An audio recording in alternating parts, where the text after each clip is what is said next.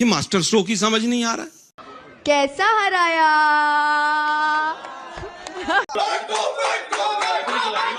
तो मैंने कहा कि आप निश्चिंत रहें, आपका जितना पैसा हो सब रिफंड किया जाएगा। प्लीज बेटा आप नीचे आइए। वेलकम दोस्तों, बात करेंगे सोशल मीडिया पे क्या वायरल चल रहा है। कांग्रेस प्रवक्ता आलोक शर्मा ने अंजना ओम कश्यप को भयंकर रोस्ट कर दिया है। आलोक शर्मा ने ये बताया कि किस तरीके से गोदी मीडिया मोदी जी कुछ भी कर रहे हैं उसको मास्टर स्ट्रोक बता रहा है। ये कौन सा मास्टर स्ट्रोक है जो समझ में ही नहीं आ रहा है। जब ट्रेड डील हो रही थी तब भी मास्टर स्ट्रोक, नहीं हो रही थी तब भी मास्टर स्ट्रोक, टैरिफ लगा तब भी मास्टर स्ट्रोक, टैरिफ हटा तब भी मास्टर स्ट्रोक। ये मास्टर स्ट्रोक ही समझ नहीं आ रहा है। तो आलोक शर्मा ने बताया कि जब डील नहीं हो रहा था तब भी मास्टर स्ट्रोक था, और डील हो गया तो भी मास्टर स्ट्रोक, टैरिफ ज़्यादा लग रहा था तो भी मास्टर स्ट्रोक था, और टैरिफ कम हुआ तो भी मास्टर स्ट्रोक। और उसके बाद अंजना ओम कश्यप का जो चेहरा था वो देखने लायक था। Social media user video post करते हुए बता रहे हैं कि ये पक्का मास्टर स्ट्रोक है, गोदी मीडिया को बेल ट्रीटमेंट मिलना चाहिए। एक यूज़र ने लिखा, मोदी जी सुबह सोकर उठे master stroke, Modi ji bathroom जाए मास्टर स्ट्रोक, मोदी जी नाश्ता करे मास्टर स्ट्रोक, मोदी जी कुछ भी करे ये गोदी मीडिया उसको मास्टर स्ट्रोक ही बोलते हैं। आज आलोक शर्मा ने अंजना ओम कश्यप का मास्टर स्ट्रोक कर दिया।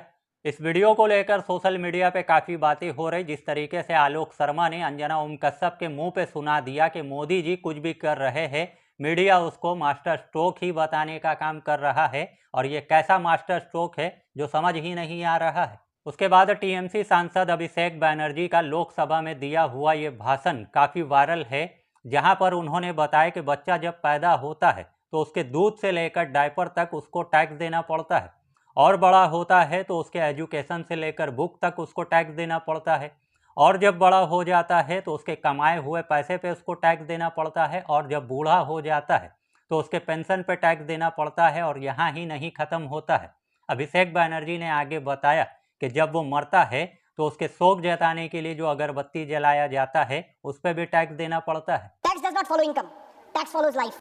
बच्चा पैदा होता है, दूध और डायपर पर टैक्स, पढ़ाई शुरू होती है, शिक्षा पर टैक्स, किताबें, notebook, pen, pencil, mobile data सब पर टैक्स, कमाई शुरू होता है, इनकम पर टैक्स, सर बचत करता है, बचत के ऊपर टैक्स, जीने के लिए खर्च करता है, खर्च पे टैक्स, काम पर जाता है, पेट्रोल डीजल पर टैक्स, बीमार पड़ता है, इलाज और दवाई पर टैक्स, बुढ़ापा आता है, पेंशन और इलाज पे टैक्स, और मौत के बाद भी सर शोक सभा में अगरबत्ती जलाने के लिए भी परिवार को टैक्स देना पड़ता है। तो अभिषेक बैनर्जी का ये भाषण सोशल मीडिया पे काफ़ी वायरल है। अभिषेक बैनर्जी ने टैक्स को लेकर जो कुछ बताया कि किस तरीके से बच्चा जब पैदा होता है उसके बाद से ही उसके ऊपर टैक्स लगना शुरू हो जाता है, और जब वो बूढ़ा हो जाता है और मरने से पहले भी उसको टैक्स देना पड़ता है, जिसको लेकर एक तरफ सोशल मीडिया पे ये बातें चल रही है कि हम हर एक चीज़ पे टैक्स देते हैं लेकिन उसके बदले हमको क्या मिलता है।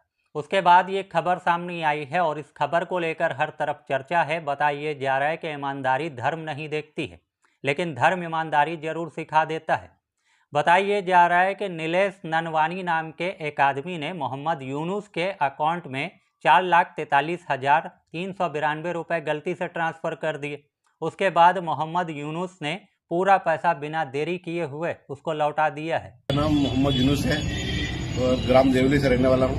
यूनुस भाई क्या हुआ था? मेरे खाते में शनिवार के दिन तकरीबन 8 बजे 4,43,392 रुपये आए थे। तो फिर भाई साहब का फोन आया मेरे पास कि बोले पैसे डल गए। तो मैंने कहा कि आप निश्चिंत रहें, आपका जितना पैसा हो सब रिफंड किया जाएगा। तो आज आप एसपी ऑफिस में आके जो है भाई साहब का पैसा सब चेक के माध्यम से वापस रिटर्न कर रहे हैं। आपको कैसे पता लगा कि आपके खाते में मैसेज आया था मेरे पास में। अच्छा, हाँ, किसी का पैसा हमारे मजहब में लेना एक रुपया भी लेना हराम है। हमारे जो है हमारे नबी ने जो तालीमात दी है कि हमें जो है किसी का पैसा लेना हराम है, तो हमें दौड़ से कोई लेना देना नहीं है। हमें तो उनकी बातों पे अमल करना है, हमें आखिरत में मुंह दिखाना है। हमें मरने के बाद में जो है आने वाली जो जिंदगी है उसमें हमें मुंह दिखाना है। बस उसी के डर से, उसी खौफ से जो पैसे रिटर्न कर रहे हैं। तो मोहम्मद यूनुस के खाते में 4,43,392 रुपये गलती से चला आता है। जिसने ट्रांसफ़र किया उसका नाम है नीलेश ननवानी, और बिना देरी किए हुए मोहम्मद यूनुस उसको पूरा पैसा लौटा देते हैं और ये बताते हैं कि हमारे मज़हब में एक भी रुपए किसी का लेना हराम है और हमारे नबी ने ये तालीम नहीं दिया है। उसके बाद अपडेट सामने आया है वेस्ट बंगाल से। बीजेपी की एमएलए अग्निमित्र पॉल जब अपने ही चुनावी क्षेत्र में जाती है तो लोग गो बैक के नारे लगाने लग जाते हैं। অগ্নিমিত্রা পলকে গো ব্যাক স্লোগান নিউ এগারায় বিক্ষোভের মুখে কোথায় ছিল এতদিন কোথায় ছিল? এতদিন জিজ্ঞেস করো কোথায় ছিল? 15 লাখ টাকা খরচ করে 15 লাখ টাকা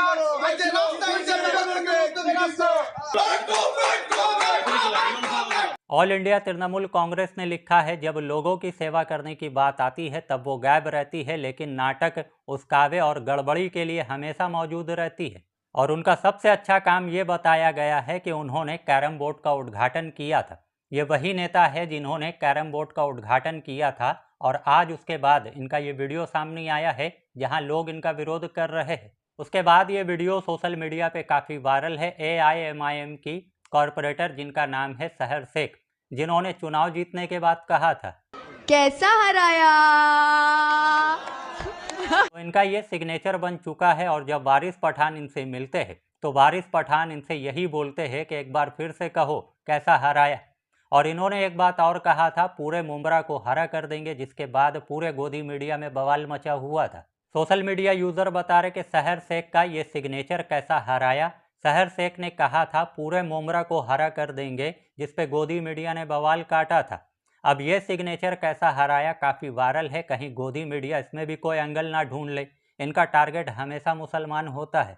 एक यूज़र बता रहे कि जब मोमरा में ओवैसी की पार्टी की पार्षद सहर यूनुस शेख ने बोला था कि पूरे मोमरा को हरा कर दूंगी, तो तमाम भाजपाई खूब हंगामा काटे थे।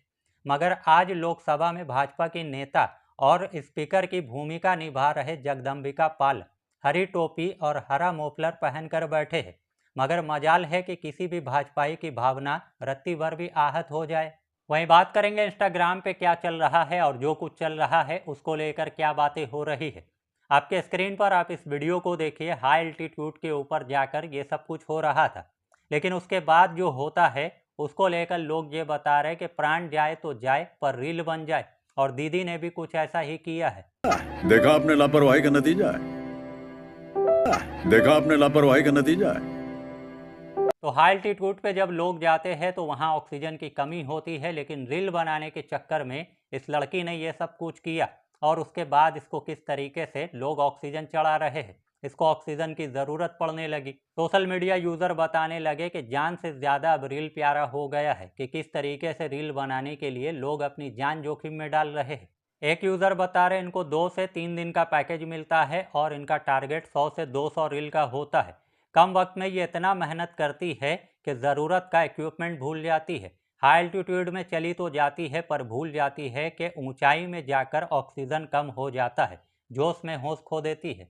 तो कम वक्त में ज़्यादा अपडेट आपको बताने की कोशिश करते हैं। आपको अच्छा लगता है तो वीडियो को लाइक कीजिए, वीडियो को शेयर कीजिए और चैनल पे नए हैं तो चैनल को सब्सक्राइब कीजिए।